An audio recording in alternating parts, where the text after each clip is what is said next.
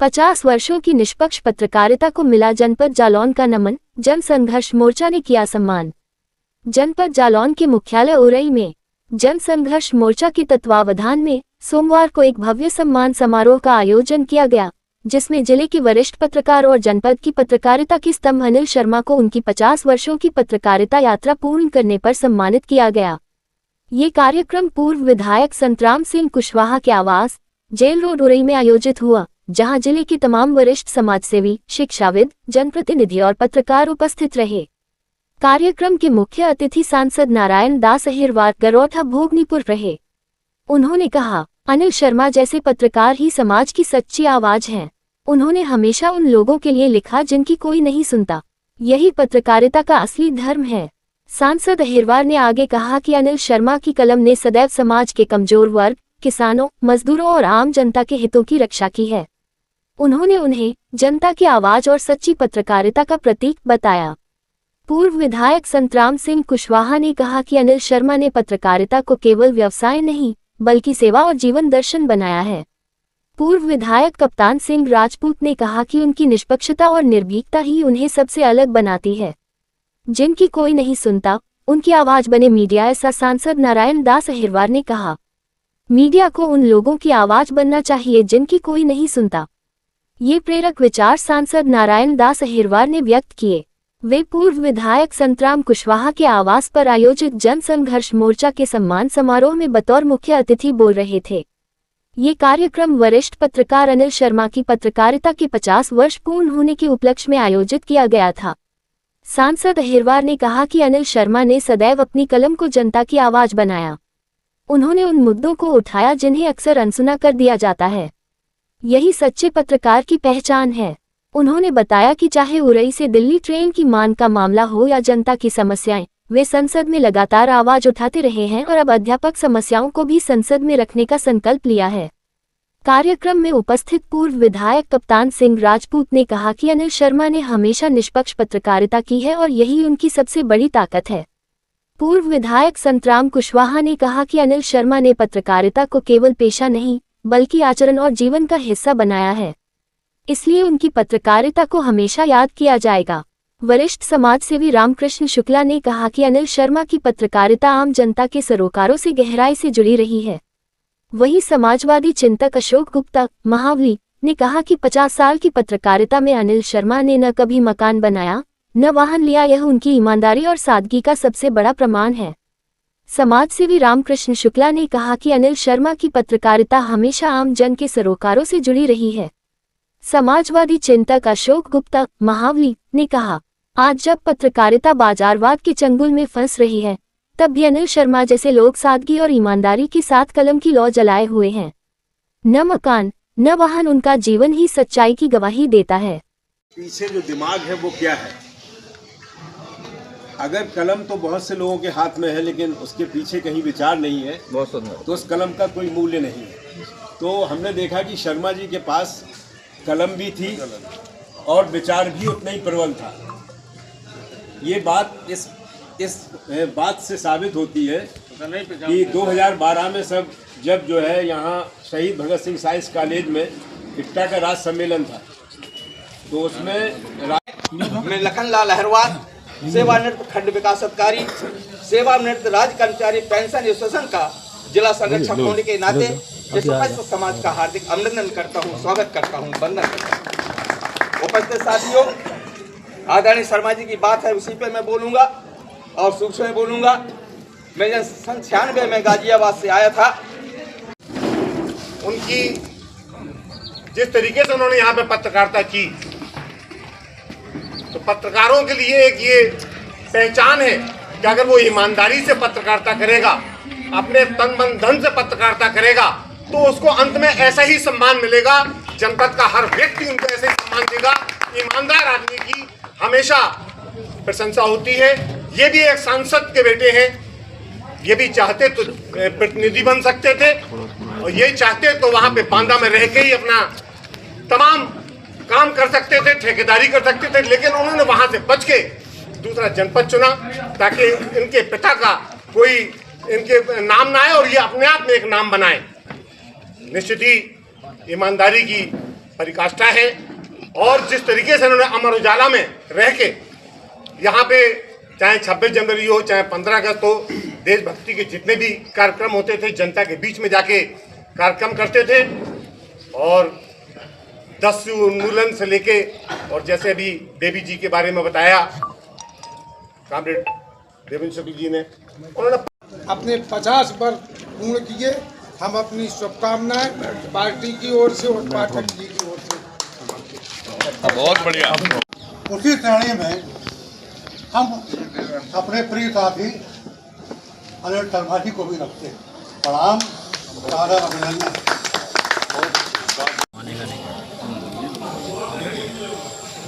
हमारे बीच में हमारे बड़े भाई और इस जनपद के प्रतिनिधित्व करने वाले हमारे सांसद आदरणीय श्री नरेंद्र दास अग्रवाल जी, आदरणीय श्री रामकृष्ण शुक्ला जी, लोग सम्मानित लोग यहाँ बैठे हैं, पत्रकार बंधु बैठे हैं।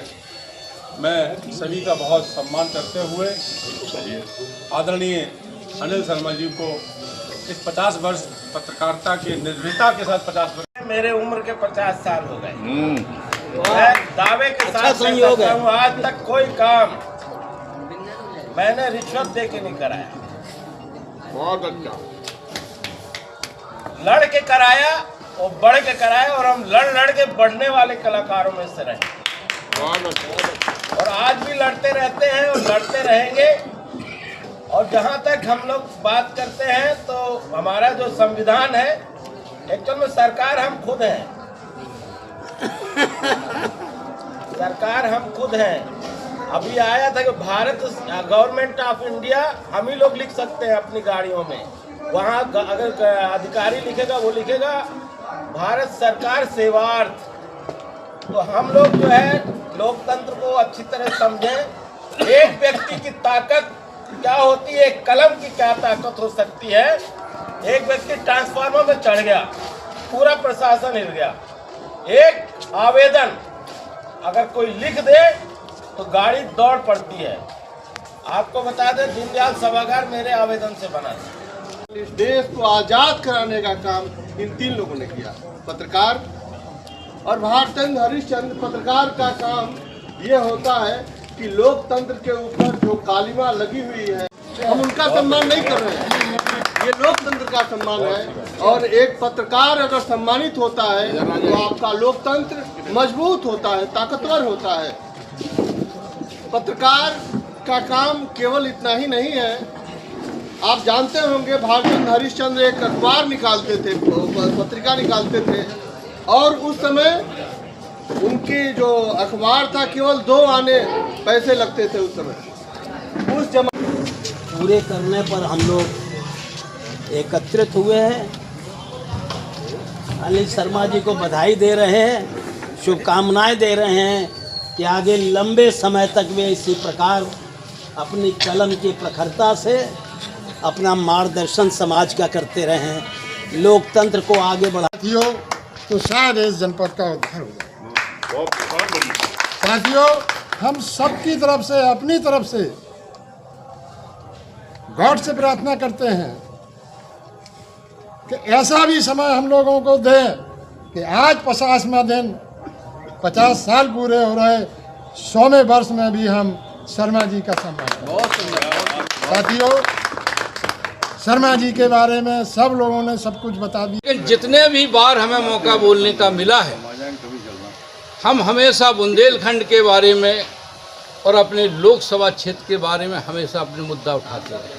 कोई भी मुद्दा, चाहे रोजगार का मुद्दा हो, चाहे शिक्षा का मुद्दा हो, चाहे स्वास्थ्य का मुद्दा हो, चाहे अन्य कोई भी मुद्दा हो, कोई भी मुद्दा ऐसा नहीं है जो हमने संसद में ना उठाया। और मैं भरोसा विश्वास दिलाता हूँ कि जो आपकी आशा और उम्मीद है, निश्चित रूप से आपके साथ में मिल कर के हमेशा आपके मुद्दों को उठाता रहूँगा।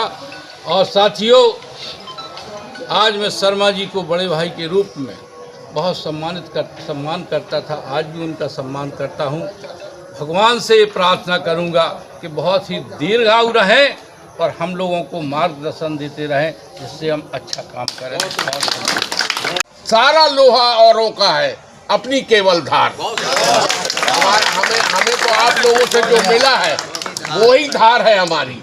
हमारे पास अपना कुछ नहीं। मैं जब माँ के पेट में था बांदा में, तो मट्ठा पड़ोस से आया था, यानी जन्म लेने के पहले से कर्जदार हैं हम तो। मट्ठा पड़ोस से आया था। तो सवाल ये है कि आप अपने जीवन में ये कैसे चीज़ें महसूस करते हो कि आपके ऊपर किसका किसका ऋण है, और उस ऋण को चुकाने के लिए आपके अपने जीवन में खाली सोच का फ़र्क है। मैं आया, मेरे पिताजी 1971 में जब इंदिरा गांधी की वेव थी, तो कम्युनिस्ट पार्टी के एक नेता को हरा करके जनसंघ से चुनाव जीत के आए थे, और मेरी रुचि पत्रकारिता में थी। उन्होंने मुझे वकालत में पढ़ाई, और पिताजी चूँकि सांसद थे तो इसलिए मुझे जज ने फौरन कोर्ट कमिश्नर बना दिया। राम रतन नाम था। हाँ ठीक है। तो वो उन्होंने जज बना दिया कोर्ट कमिश्नर। सन 82 की बात है। मुझे 60 रुपये मिले पहली बार। मैंने पिताजी के पैर में रखे, तो उन्होंने हंसते हुए उठाए और मेरी जेब में रखा। बोले खूब फलो फूलो, लेकिन ऐसा दिन ना आवे जब तुम लोगों को कुछ लेना पड़े हमें। तो सेल्फ मेड मैन थे। जब मैंने पत्रकारिता का चुना तो मैं ये जानता था कि मेरे पिताजी जनसंघ से हैं, तो जो माले का आदमी है, जो सीपीआई का आदमी है, जो सपा का जनता दल का आदमी, वो कैसे प्रभावित होगा अगर हमने इस पहचान को नहीं छुपाया। तो मैं उरई आया तो 10 साल तक लोग जानते नहीं थे कि मैं सांसद का लड़का हूँ। 10 साल तक। एक बार बाबूराम दादा के खिलाफ खबर लिखी। बाबूराम दादा का फ़ोन आया। दादा मंत्री हो गए थे उस समय। बोले अनिल, हमने कहा हाँ। शर्मा जी बोल रहे हैं, हमने कहा। बोले मैं तुम्हारा चाचा लगता हूँ। तो मैंने कहा कि ऐसा करिएगा, आप तो वहाँ नीखरा की दुकान नहीं है, नीखरा वहाँ खड़े रहते हो, मंत्री हो, तो 15-25 लोग खड़े रहते हैं, तो हमें बुला लीजिएगा जब आप 25 लोग हों, और मेरा बिला वजह आप कान उमेट दीजिएगा वहाँ सबके सामने, और मैं कुछ नहीं कहूँगा क्योंकि आप चाचा हैं, लेकिन भूल करके भी खबर के लिए मत कहिएगा। खबर में मैं अपने बाप की भी नहीं सुनूंगा। ये बात आप जान लीजिए अच्छी तरीके। फिर उन्होंने ज़िंदगी भर उस चीज़ का निर्वाह किया।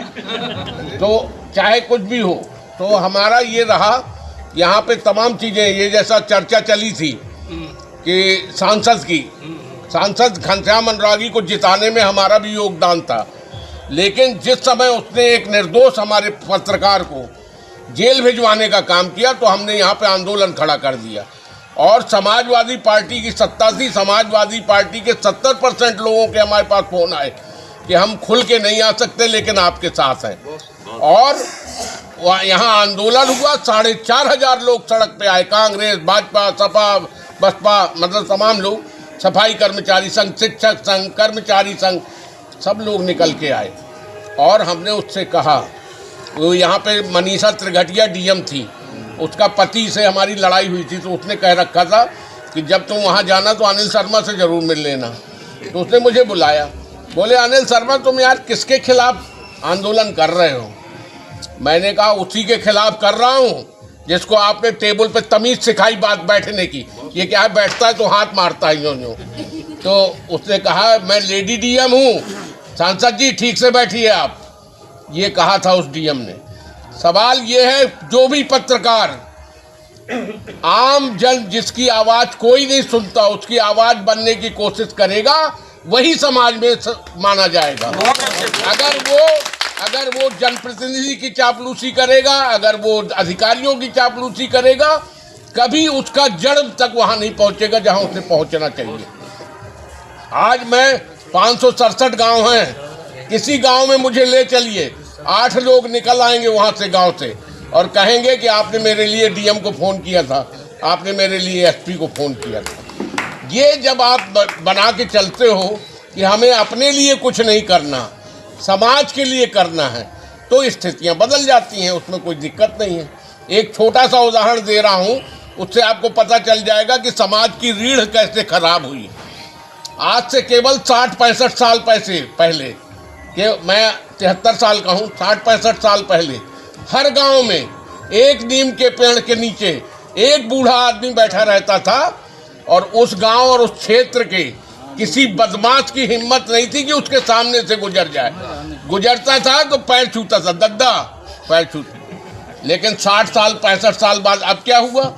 वही नीम का पेड़ है, वही बूढ़ा बैठा हुआ है और वो देखता है कि एक आदमी 4 असलहा वालों को लेके आ रहा है, माफिया है।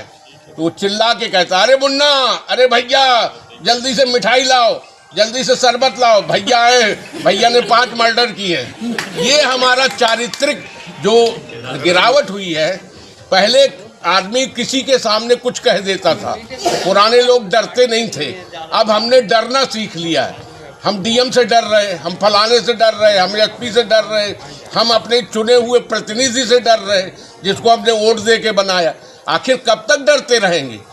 जैसा इन्होंने कहा कि वक्त आ गया है, आवाज़ उठानी पड़ेगी कहीं ना कहीं। आज यहाँ पे 6-7 पत्रकारों के खिलाफ मुकदमे दर्ज हो गए, कोई आवाज़ नहीं उठी। आखिर क्या कारण है? आवाज़ उठनी चाहिए। क्यों मुकदमे लेके जा रहे हैं? आप प्रेशर बना के उतना ही चलिए जितना जरूरी है। तो ये एक सवाल ये है कि हमें जनसंघर्ष मोर्चा का जब जन्म हुआ था, मुझे याद है, जनसंघर्ष का मोर्चा का जन्म ये हुआ कि जिसकी कोई आवाज़ नहीं सुन रहा उसकी आवाज़ हम बनेंगे। इस पूरी यात्रा में देखें हम क्या उस मुकाम में पहुँचे हैं जहाँ पहुँचना चाहिए। आज हमारे 93 साल के हैं शुक्ला जी, सताए जा रहे हैं बुरी तरह, इनके लोग सताए जा रहे हैं, लेकिन जनसंघर्ष मोर्चा होने के बावजूद उसकी आवाज़ नहीं उठ रही। तो हमें कुछ ना कुछ इस बारे में सोचना चाहिए कि अगर ये गलत हो तो इनके साथ बिल्कुल ना खड़े होइए। लेकिन कोई व्यक्ति कमज़ोर है, कोई व्यक्ति उम्र से कमज़ोर है, कोई व्यक्ति किसी तरह से कमज़ोर है, तो आज उल्टा हो रहा है। एक ने कहा एक से कि शर्मा जी बड़े ईमानदार हैं। बोले अच्छा ईमानदार है? ईमानदार है शर्मा जी? बोले हाँ। बोले उनके मुंह है कि नहीं है? बोले मुंह तो है, तो कुछ तो खाते होंगे। आज कुतर्क का ये जमाना है। अगर आप अच्छाई करोगे तो आपके साथ कुतर्क लगाया जाएगा। तो आपको कुतर्कों से भी लड़ना है और समाज के उन लोगों के साथ खड़ा होना है जिनके साथ कोई नहीं है, तब होगा। मेरी आज तक इतना चरचराटा था बभौरी वालों का, मेरी आज तक लड़ाई नहीं हुई, क्योंकि वो मुझे अपने परिवार का मानते थे। एक बार ये हरिओम उपाध्याय भाजपा के अध्यक्ष थे, राम जी डीहा ऊपर मंच में चढ़ गया, हमने खबर छाप दी कि राम जी टॉप 10 अपराधी उसमें लड़ने आ गए। बोले बभौरी वालों के खिलाफ नहीं लिख पाओगे। हमने कहा वक्त आएगा देखा जाएगा। ऐसी खबर आई, लेकिन आज तक उन्होंने इसलिए नहीं कहा क्योंकि जानते थे कि ये व्यक्ति किसी का पैसा लेके नहीं लिख रहा, इसलिए उन्होंने विरोध नहीं किया हमारा किसी। एक और उदाहरण दे के खत्म करूंगा बात। हमारे तब के अखबार में एक बात आप लोगों से क्षमा चाहते हुए कह रहा हूं कि पत्रकार खराब नहीं है, संस्थान खराब हो गए हैं। मीडिया के संस्थान बिक गए हैं।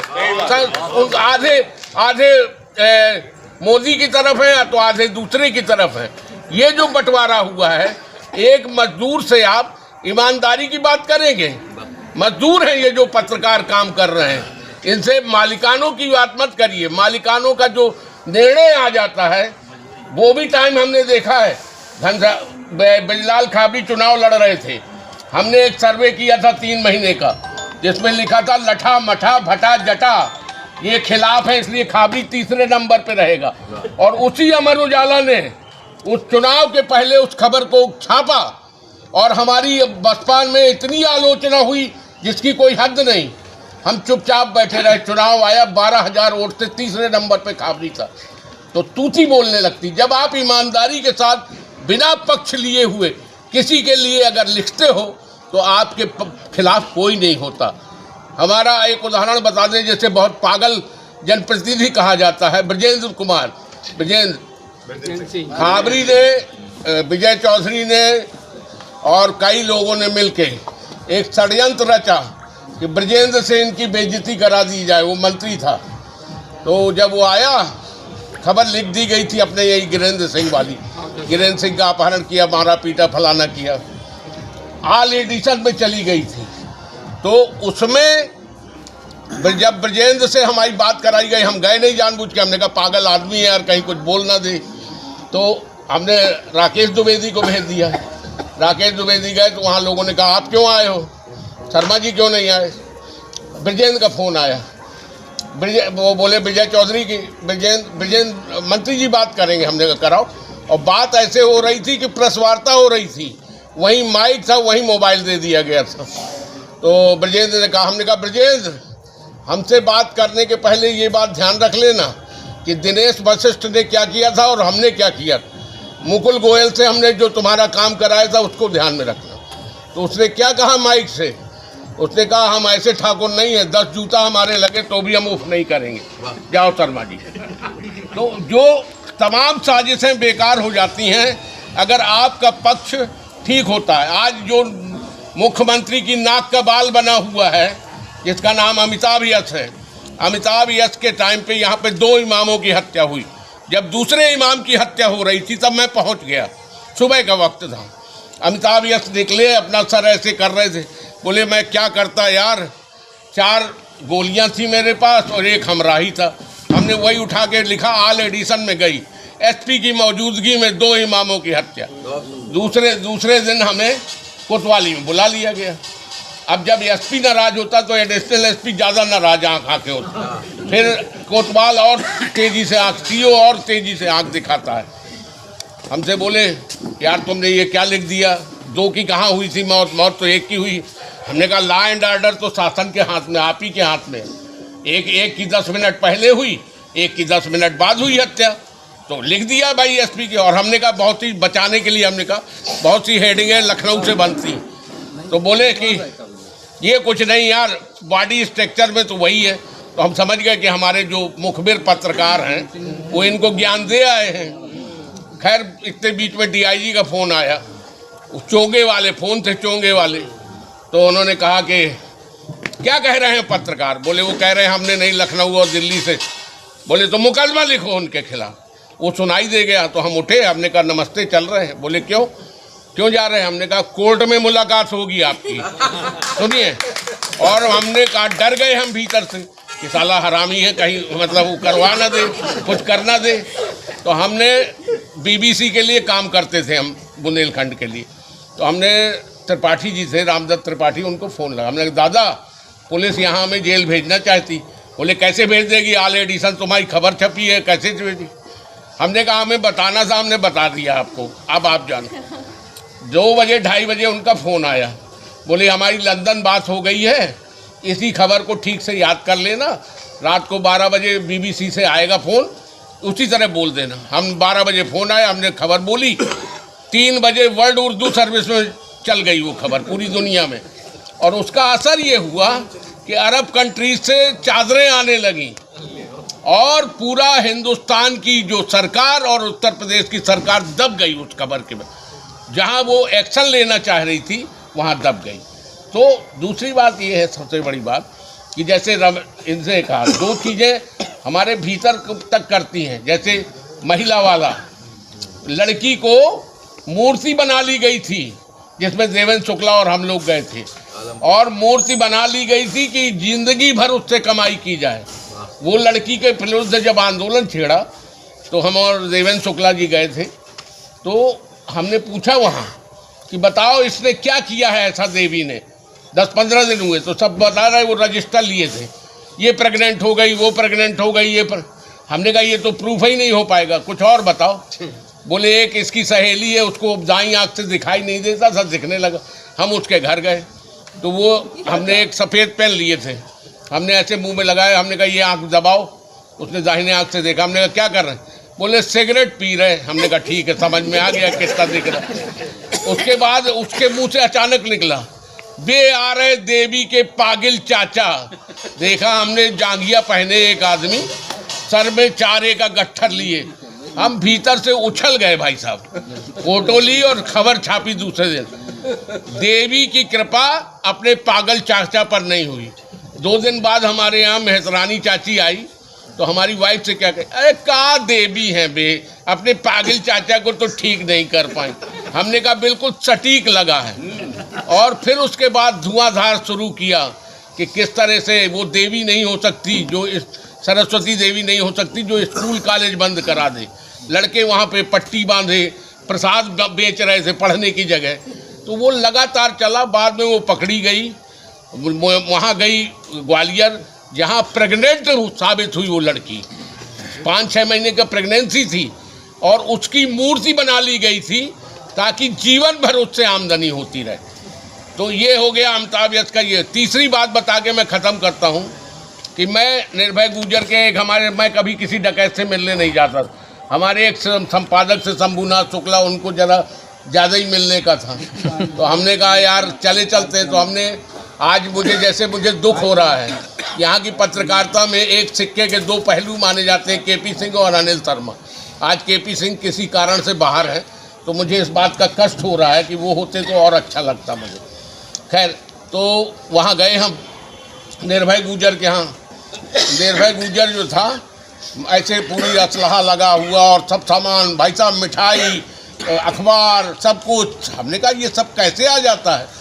तो उन्होंने कहा 1 रुपये का 9 रुपये देते हैं हम, 5 रुपये का अखबार मिलता है, 45 रुपये का हम लेते हैं। तो हमने कहा ठीक है। फिर धीरे धीरे बात होती गई, तो उसने मजाक कर दिया हमारे साथ, नीलम ने, जो उसकी रखैल थी, नीलम गुप्ता। तो हमने कहा नीलम तुम्हारी उम्र 22 साल है और हमारी है 55, हमारे तुम्हारे बीच मजाक का कोई रिश्ता नहीं बनता। बोले का रिश्ता बनत? हमने कहा पिता पुत्री का। तो झेप गई थोड़ा सा। और उसके बाद फिर बातचीत हुई उससे। तो हमने उससे कहा एक आपको किस्सा सुनाते हैं। बोले क्या? हमने कहा हमारे पिताजी जमींदार परिवार के थे, लेकिन माँ बाप जल्दी मर गए, तो वो गांव वाले मरवा न दें ज़मीन के लालच में, इसलिए कबरई में रह के पढ़ रहे थे। तो क्या करते थे, जाड़े में लकड़ी और ये चीज़ें बटोर करके तापते थे, क्योंकि जाड़े के कपड़े नहीं आ पाए थे। तो जब उनकी नौकरी लग गई, एडीओ पंचायत हो गए वो देवसर में, तो 8 रजाई पहली तनख्वाह में लेके आए, 8 या 10। तो माँ ने कहा हम लोग 2.5 लोग हैं, तुम इतनी रजाई क्यों ले आए? तो बोले मैंने वो दिन देखे हैं कि जब कैसे हमने जाड़ा काटा है, ये उन लड़कों को दे देंगे जो बेचारे पढ़ने के लिए गांव में। फिर वो साइकिल में लेके रजाई जाते थे, फिर लड़कों को देते थे। तो निर्भय ने पूछा का मतलब भाव जा कहानी को? तो हमने कहा इसका मतलब ये है कि जो लोग अभाव में जीते हैं और जब संपन्न हो जाते हैं, तो उनकी कोशिश होती है कि वो दूसरे को अभाव में न रहने दें। तो हमने कहा तुम्हें बचपन में क्या कहते? भैया भैया कहते थे। भैया, हमने कहा तुम्हें क्या कहते? बोले क्या कहते? हमने कहा नहीं बताइए। बोले लगड़ कहते।